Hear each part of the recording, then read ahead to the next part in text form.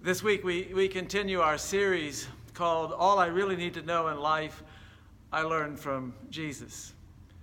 We're going to look at one of Jesus' most important teachings, and yet probably one of the hardest lessons that he taught. We're going to look at Jesus' teaching on forgiveness, teaching us the importance of becoming forgiving people. Boy, that's a hard lesson to hear and to practice, isn't it? Because the truth is, there's no silver bullets to learning how to be forgiving people. And yet the truth is, there is a silver lining for all of us who learn this great practice.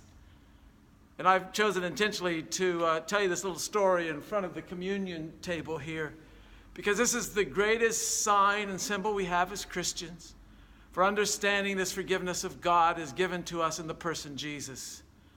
It was at that last meal that Jesus shared with his disciples, that after they had shared the bread, they shared the cup, and Jesus said, this cup is a sign of the forgiveness of God for all that's past, all that's present, all to come. And as you drink this cup, from this cup, you bring in this very forgiveness of God.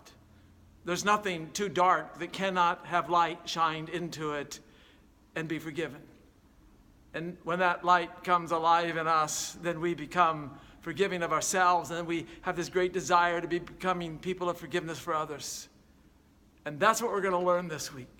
Why it's so important for us to do this hard thing.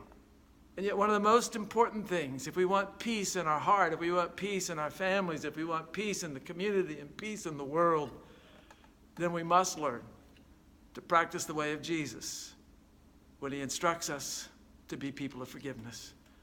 I hope you'll join me this weekend, Sunday at 9 or 11, as we tackle this really hard lesson, and yet most important lesson, to learn how to be people of forgiveness.